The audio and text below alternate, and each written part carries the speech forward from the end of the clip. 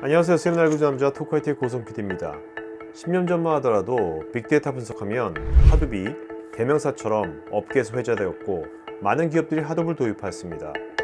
하지만 지금은 하둡이 데이터 분석보다는 데이터 레이크형 저장소로 전환 사용되고 있는 상황입니다.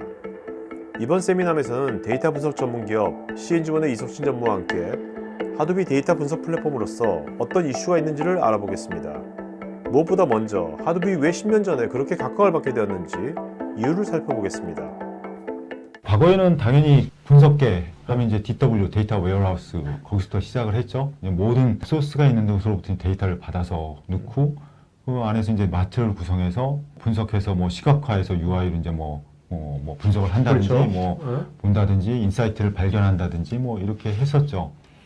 근데 그 당시에는 이제 정형화되어 있는 데이터들을 주로 가져다 썼고 분석을 했고 한 8년, 9년 전부터 이제 빅데이터가 굉장히 큰 화두가 되기 시작했고 실질적으로 고객분들이 이게 뭐야?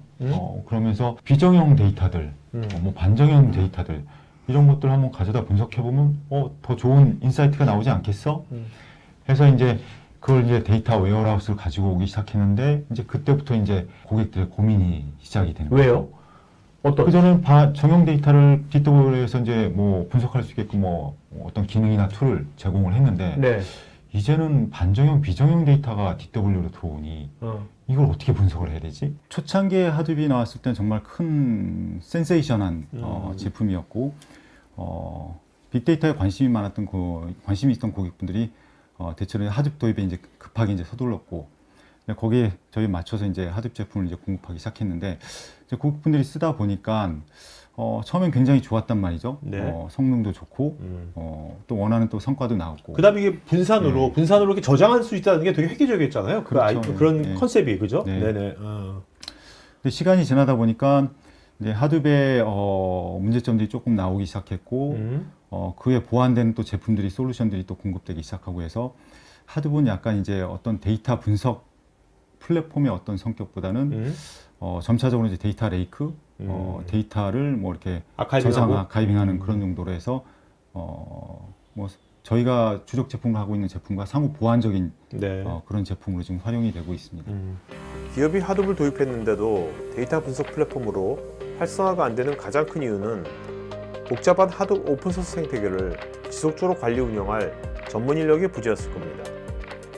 하둡은 써보니까 구축 비용도 꽤 들어가고 라이센스 비용도 들어가고 유지 보수 비용도 꽤 들어가고 우리가 운영을 해야 되고 고객분들이 개발을 해서 뭔가 분석을 해야 되는데 이게 만만치 않다는 거죠. 아니요. 하드웨어 오픈소스잖아요. 근데 왜 구축 비용이 많이 들어가죠? 오픈소스인데?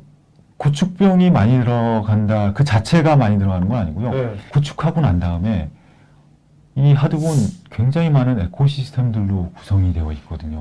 오픈소스도 마찬가지고 오픈소스는 더군다나 설치하기가 굉장히 복잡해요. 에코시스템들을. 상용은 그나마 조금 패키지화 되어 있긴 한데 그 안에 에코시스템만 30여 개예요. 자, 그걸 다 설치해 주는 것도 쉽지 않은 뿐더러 고객분들도 뭘 가져다 써야 될지 선택을 했는데 모르니까 선택하기가 쉽지 않고 그러다 보니까 뭐 그냥 기본적으로 디폴트로 다 설치해가지고 쓰고 계시는데 쓰다 보니까 뭐가 문제 생기면 또 이거 사고. 연쇄적으로 문제가 생기는데 이 문제점 찾기도 쉽지가 않고 나중에 되면 이게 덕지덕지 붙겠네요. 네, 덕지덕지 붙고 이거 유지보수하기 너무 힘들고 운영하는 사람 입장에서 나는 잘 모르는데 이것도 공부해야 되는데 나 지금 업무 처리하기도 바쁜데 이게 도대체 뭔지 그러니까 좀 생소하죠. 생소하고 복잡하고 네네. 운영하기가 어렵고 이제 그러다 보니까 전체적으로 비용이 많이 들어가는 거죠. 네. 반면에 뭐 처음에 빅데이터 그러니까 티슈가 많아지겠네. 티슈가. 네, 티슈가 갈수록 많아지는 거죠. 처음엔 조금 센세이션 했지만 어느 정도 시점이 지나서 보니까 티슈가 이제 점점점 안 좋아지는 형태가 되는 거죠. 하둡의 기업 사용 활성화를 저하시킨 두 번째 원인은 다양한 대내외 데이터 연동과 분석을 위한 개발의 복잡성이었습니다.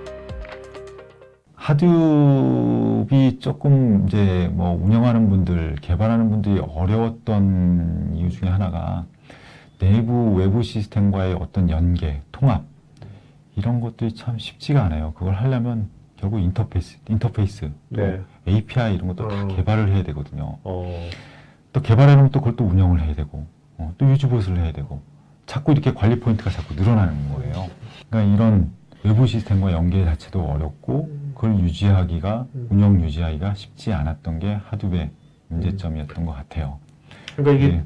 데이터 분석을 하면 이제 데이터 분석에 태생적으로 이것은 또 외부에 있는 것들하고 또 다시 연동을 해야 되는 거 아닙니까? 맞습니다. 네. 맞죠. 그런 관점에서 네. 이제 네. 하둡 자체도 생소한데 네. 연동하기가 더 힘든 거예요. 그렇죠. 그러니까.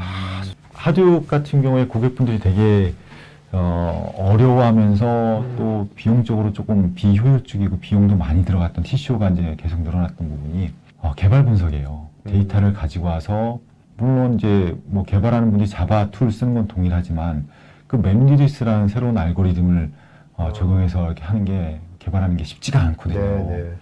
또 개발한 걸 가지고 또 유지보수 운영을 또 해야 되고 개발 비용이 굉장히 많이 들어가고 분석 비용도 많이 들어가고 또 쉽지가 않고 지금 말씀 들어보니까 하둡은 초기에 뭐 이렇게 구현하는 데는 오픈소스니까 바로 뭐 별 돈도 안 들이고 하겠지만 쓰면 쓸수록 뭔가 인건비도 엄청 많이 들어가겠는데 인건비가.